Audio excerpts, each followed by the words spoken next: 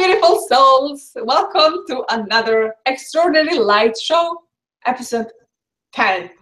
10 weeks, Lily. 10 weeks. Yay, we did it.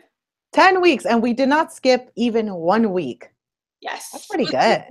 Consistency. And we already having Bo, he was waiting. He said he's arrived. Hi, Bo, from 4 Minute Masters. And my husband, he's calling himself Danny the Bro. And he said people call him Danny the Bro, but not really. He's the only one who's calling him Danny the Bro. It's like one of those things. If I keep calling myself that, maybe people will start calling me. Maybe it'll catch. So Danny the Bro. Oh, Danny the Bro, please, twice. So Danny the Bro is here, and Bo. Hi, guys. Hello, guys. Awesome. So I just want to say, I love your sweater. I love this holiday spirit. I love it. Look, I'm wearing my Christmas sweater. I have a funny story about my sweater. I bought the sweater to go to an ugly Christmas party sweater, ugly Christmas sweater party. It's long. And then I realized, I'm like, it's actually kind of cute. It's not that ugly. So I'm just going to wear it for Christmas. That's cool. And you can see not really cold here in Florida, so I'm fine with no sweater. Oh yeah, I know you're sleeveless. And this is the beauty of internet, right? Like you're so far away from me when it's cold. And I miss the snow though. I love the snow. Yeah. So, one thing. So Lily, how you been? How is everything with you? I have been very good. I do have something exciting happening. I have a new assistant. Yay! Tell us about that. Yes, he's awesome. He started working with me a week ago. So those of you who don't know, I do have my own business. I have a business around coaching and speaking. And in the beginning, when you do your own startup, you have to do everything yourself. Like every single thing you have to do yourself. And to scale your company, you need to put money back into the business. So as soon as I was making enough money to hire an assistant, I did. So his name is Pepito. He will, I'm sure you're going to hear from him from time to time. He's been doing a lot of wonderful work for me recently. So I'm excited because I am growing my team, and you need to do that. Because you can't do everything all by yourself, Can't change the world alone, right? You need people to help you. So he's helping me. Oh, that's amazing. Congratulations, Lily, for your first team member, and good luck to Pepito. He's very sweet. He's very sweet. He's also very interested in helping people and changing the world. So which is why I hired him, because all the wonderful candidates were amazing, but he stood out to me because he genuinely really wanted to help others. Good. See, the same like you. That's why you're connected. Yeah. Good. I love that our boys having fun here in the chat. So good for you guys. So we have only 30 minutes today. So one question, because I'm kind of hearing my voice. So does anybody else hear me echoing, or it's just me? Because I can deal with it if it's just me. I don't hear it, but we'll see if the guys in the chat can hear it. Hey, Clifford is here. Good to see you. Good day, everyone. What is happening with Daniel and Bo? Well, I'm happy they're having fun. And also, I want to say Jana, my younger sister, is here. Hi, Jana. And so we can start with the first questions because we don't have that much time today, my beautiful souls. And we want to bring you some value here. Awesome. So we can start with the first question. All right. So first question, Alexandra. I can really relate to this because I love doing a lot of things. I'm a multi-passionate person. So this question comes from Marie. She says, I have so many passions. I'm a mom. I love socializing with my friends. I have my own business, and I would like to take on some new hobbies. I love doing it all, but sometimes I get overwhelmed. How do you manage your time? This is a beautiful problem to have. I remember end of last year, I was one of the people who would say, oh, if I wish if I only knew what is my passion, what I want to do. But the truth is I was just lazy. I didn't want to try new things. I didn't want to be honest and open with myself. So for you to know all these new hobbies that you want to try and business you want to start, it's amazing. But of course, once you open yourself for the new opportunities, it can be so overwhelming. And one thing, I will tell you like the personal example and one part of my New Year's resolution. So I've been struggling with now for weeks about getting organized and productive because I always want to do everything at once, right? So I want to change the world, right? So I want to start my YouTube channel, my business. I want to be like, make the videos, right? So I need to make them, edit them. Also, I want to learn how to edit better videos. I want to use my drone, make better and more interesting footages for you guys. So there's just for the YouTube part, like, and do it every day, translating videos that I'm not doing. This is also on my list, but still not getting there.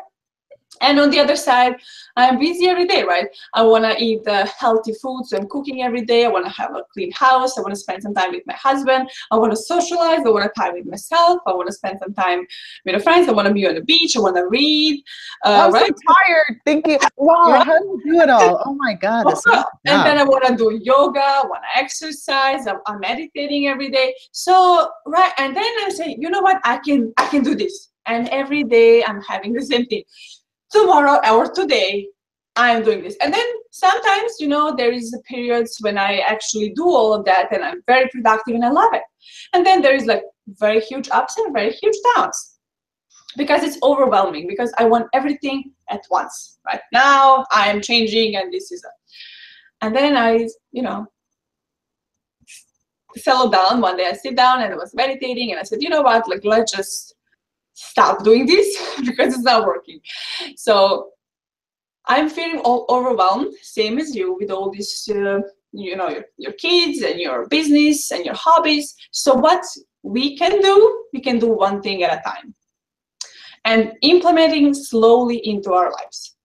So I'm studying the book High Performance Habits from Brendon Burchard, and he's talking about 6 habits that high or the highest performers are having, right? So it's 6 habits that can really change your life, your performance, and if you are fully organized and productive, you can change the world, right? So I want to be that person. And it's overwhelming to do everything at once. So I set, like, my New Year's resolution. There's 12 months, 6 habits. So I will spend 2 months for each habit, and for the January and February, I will do just 1 habit. And only that, right? And then the whole year, I will spend just with organizing myself and implementing new habits. I will take the whole year to do that. Because when on the end of that year, I can do the rest of my life, you know, fulfilled and fulfilling my purpose, not feeling overwhelmed. So my advice to you is do one thing at a time, and then you will see how eventually the time will just show up, and you will do all of this and you will be happy and also have time to relax and sleep and do other things. So that's kind of my takeaway. What did I tell you? It's an interesting question because I think I used to struggle a lot more with this than I do now. I wanted to do multiple things at the same time. I think a lot of the things that I did in the past kind of set me up for success for today. So this is what I mean. I used to have a full-time job. I used to have a full-time job that required me to work about 60 hours a week. So it was a lot of work.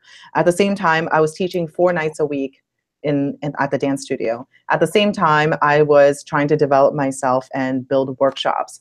It was a lot, but for some weird reason, when you have a mission, you have the superpower to actually do everything at the same time. But burnout is a real thing. You will get burnt out and it's tiring. And eventually I was able to move the focus into doing my business full time. Like today, I focus on a couple of things that are very important, and that's it. That's all I do. I live and die by my calendar. My calendar, every single day, I do something different, and I focus on it, and no one can bother me.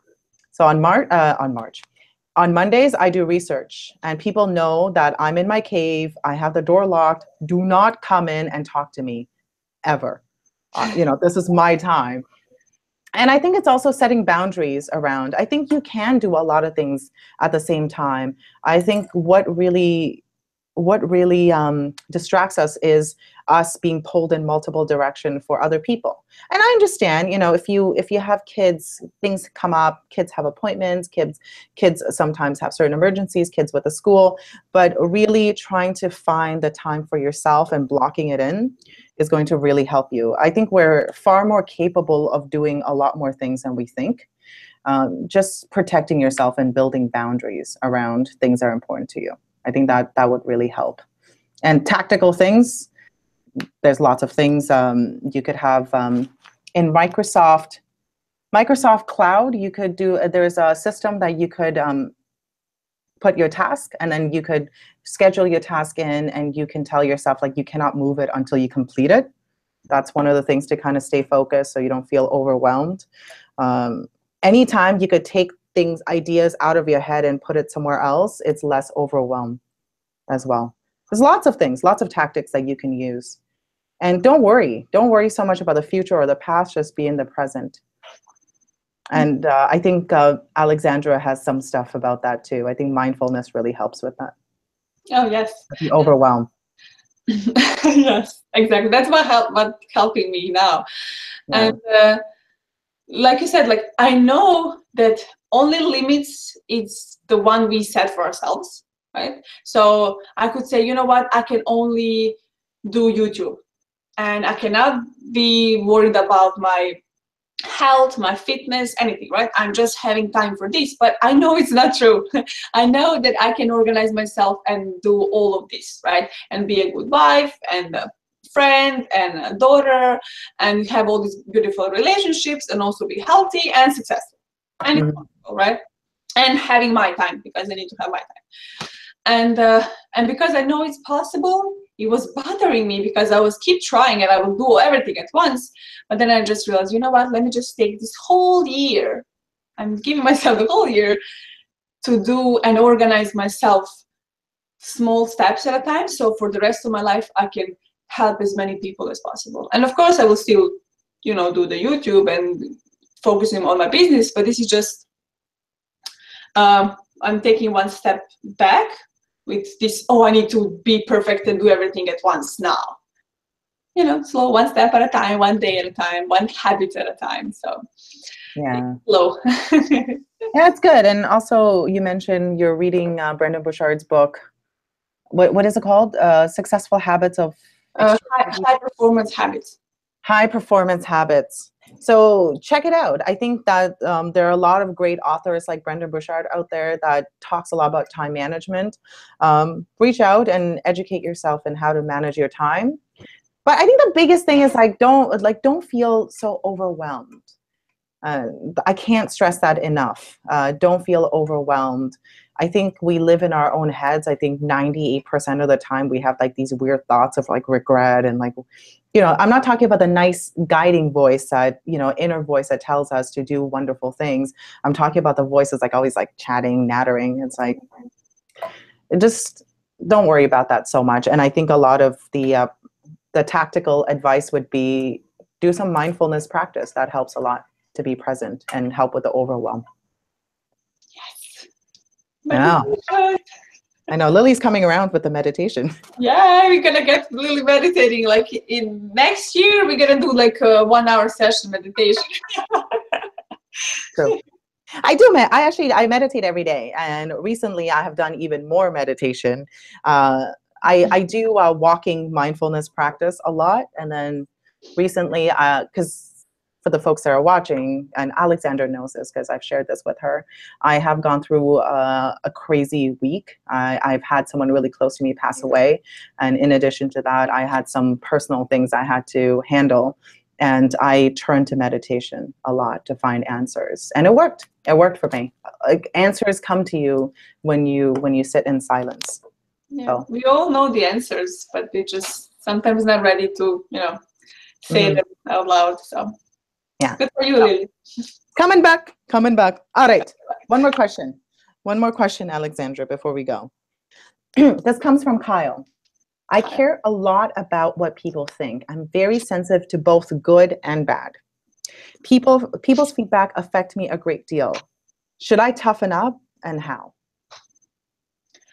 This is a very common thing when we care about what other people think about us and what other people saying about us. And the reason behind it is because we are not sure who we are, right? So if you don't know what you stand for, who you are, what you believe in, and how beautiful soul you are, you will keep looking for the answer from the other people. So you would say, okay, tell me, am I smart enough? Tell me, am I beautiful? Tell me how I look. Tell me what should I do, right? Tell me what school should I do, go in or whatever. And you would ask anybody, you would maybe not directly, but you will listen to them and you will believe them.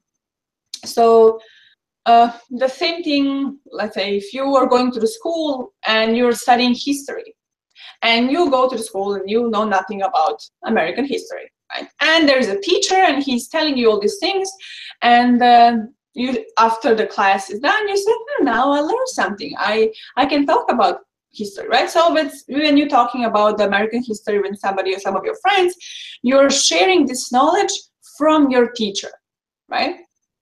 So maybe that's true, maybe it's not. But this is the only knowledge you have because this is what you learn from your teacher. So it's the same thing when we were growing up. We didn't have much choices because the only thing we learn about ourselves and our beliefs are from our parents, from our friends, from our teachers, from people around us who will keep telling us, oh, you're smart, oh, you're stupid, oh, look how ugly you are, oh, you're funny, you're not worthy enough, oh, this is too big of a dream, just better go to a law school and be a lawyer, right? And if you don't acknowledge that all your beliefs are not yours and that you constantly need from other people to tell you where to go and what to do and who you are, then you're really going to be in trouble for the rest of your life. So what you need to do some self-work. You need to say, okay, I need this time to figure out who I am and what I'm about, what I'm standing for, and the only way you can get out of this what other people think about me. So, and let's say, if I say to Lily, oh, Lily, that pink shirt is disgusting. If you can please take it off, like it's really disturbing. And Lily would say, she's crazy, right? I'm wearing Christmas sweater. This is not pink shirt. And and she would say like, Alexandra, just crazy today. Maybe she had some wine or something. Right? Because Lily knows this is not true because she's not wearing a pink shirt. But the same thing is for us. If somebody said, you know what, if I say, Lily, you're very lazy. You're so lazy, you're just sleeping all day and going from one couch on another and you're doing nothing. Would she be offended? Not really, because she's really a hardworking girl. Really. And so she knows who she is, and then nothing from the outside can touch her, right? So the same thing for the shirt. I'm wearing Christmas sweater, so you can talk whatever you want about pink shirt, is not gonna affect me, right? So when you know your truth, nothing from the outside can do anything for you. And we all have these, still areas in our lives when we are still unstable and other people can hurt us. And I think it's just gonna be forever going process. If we don't care about anyone, we will just be, naked going around and not caring, like. Did you say naked? Yeah, like, just you wouldn't care, like, oh, how I'm gonna dress, or if you are like, let's cold. It's so cold in Canada. Oh, well, in Canada, well, just make it covered in blanket. But let's say you're having, cozy clothes when you're home, and then when you're going outside to go for a lunch, you dressed up different. Why? Because you do care what other people think about you. And we still do, right? Everybody does. And it's, I think, normal. It's a human thing. But just set your boundaries and try to reduce that as more as possible, just by finding out who you are. Like I said, like, let's say I have this year for my habits. You can say, you know what, for the 2018, I'm going to spend the whole year figuring out who I am, and just do it. And at the end of the year, you will see the huge difference, and you will be sure who you are, and then nobody can tell you anything. So that's kind of my answer. And it's true. Until you know who you are and what you stand for, you're just not going. Like it's not even.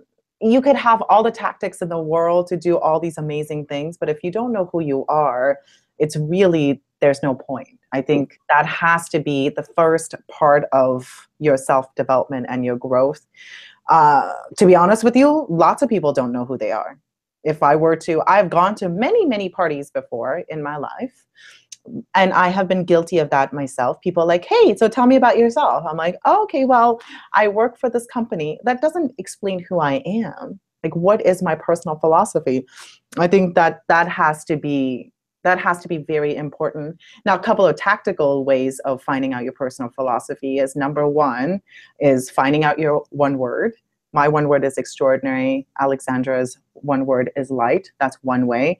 Another great example of finding your personal philosophy is Simon Sinek's Start With Why. He wrote a book called Start With Why, and recently he came out with a book called Find Your Why. So he explained why it's so important to have a why. Now he's going to show you how to find your why. So that Simon Sinek's work has profoundly changed my life and how I look at things. That's another way. A third way would be around people who are very strong on their philosophy and they stand up for what they believe in, and be around them more versus being around people who care about what other people think. And like, I'm so far removed from that world, and sometimes I feel like I live in a bubble. I'm like, why do people care about stuff like I don't care, right? But the reality is, it's true. I think there's still a lot of people who don't know who they are, and they fall for everything. So a couple of great things. Check out certain things that could help you find your why, your personal philosophy. And I'm going to, again, mention meditation. I think, and if it's not meditation, find a mindfulness practice that works for you. I think when we sit with ourselves and ask ourselves questions, like I went through a process, I kept on asking myself, who am I? Who am I? While I was meditating, and a lot of things started appearing. A lot of uncomfortable things came up, a lot of wonderful things came up, and a lot of truth came out too. It's hard. It's hard to separate what's actually true and what's made up by people around us. So spend some time. It's the most important work you will ever do in your life, is find out who you are and what you stand for. I gave you a couple of great tactical advice about how to do it. I would love it if you found your one word, because I love it. But if that process doesn't work, that's okay. Find a process that does work for you. That's my piece. I love it. And I just want to say that I love so much that Lily actually started talking about more meditation and mindfulness practices. Yay! Because I always say, like, literally every answer on any question, I can respond like, just meditate, right? I can do, and I'm trying not to do it that often, but I really think it's extremely important to find out, right, who you are, and talk to yourself first, and spend some. If you cannot spend time with yourself, then how you're expecting from others to do it? So no, exactly. I love mindfulness practice. I think there's so many different ways of doing it, and there's no right or wrong way. I think people just get really caught up in certain ways. They think like, oh, I have to be in a quiet room with incense and sitting on a pillow. You don't. I do my meditation outside. When I leave my house, I do my walking meditation. I don't sit in a blank room. As long as you could ground yourself and center yourself, that's important. Yeah, and I also think that before you choose what type of meditation or a mindfulness practice you want to do, you need to ask yourself, what is my intention? Like, what I want to get from this. So if you want to get the answer like truly your deepest fears and beliefs, then I think the fastest way to get there will be just meditation in silence. But if you want to be more present, more conscious, more aware, then you can do amazing mindfulness practices, right? Just walking, simply walking, like drinking water, washing dishes, taking a shower, all these things can really help you if you first know what you want to get from that. So that's the first question you should ask for. I like it. Yeah, I like it, and I want to say hi, Jordan. My friend Jordan is here, and Danica. Danica, we love you. You're here every week. Thank you so much. Oh, that's so nice, guys. And Clifford had to go off. Bye-bye, Clifford. He's probably already gone. Yeah, Dark but Sandman. Thank you so much for beautiful souls. So we're gonna kind of need to wrap it up because I'm going to the dinner to my friend tonight, and he's celebrating Saint Nicholas. So I just want to say happy Saint Nicholas for all my beautiful souls that are celebrating it. And for the end, Lily, do you have any last goodbyes to our beautiful souls? Any advice? I think around Christmas time, around Christmas holiday time, I think there's some stress involved in, you know, trying to get everything ready and all of that. My last thing is just to, especially because I've been going through some stuff myself, is always come from a place of love. Whether if it's yourself or others around you, it's always the best way versus, you know, stress and fear and all of that. Come from a place of love. Oh, I loved it. Oh, so Lily, because we kind of didn't do our challenge last week. We kind of forgot about it. So we can have challenge this week for maybe something about love, like showing somebody love, or like maybe something about that. What do you think? Like okay, spreading some love. You know, like maybe if you are not talking to some old friend or family member that you really love, and you're like having this ego holding you back, right? Send them some love. Okay, so every day, send someone love in Yes. some sort of way, in any way. It doesn't have to be someone you're not talking to. We can be anybody. Just Anybody. share some more love. Okay, all right, sounds good. I like it. Good. What about you, Alexandra? Any last words before we go? Last words. Oh my God. I love you all. See you soon. No. Well, I just want to say meditate. No, I'm just kidding. Find your Zen. Yes, find your Zen. Let's all meditate together. I just want to say, like, be who you are, and find yourself, be who you are, be love, be light, and take some time for yourself, because we all like love to help, right? Especially here in this little industry, and we always first recharge yourself. Like, it's not selfish if you say and set up every day little part of time of the day for yourself. Do something just for you, by yourself, and I think from that little center, the whole universe will grow, and then you can go out and change the world. So do something for yourself every day.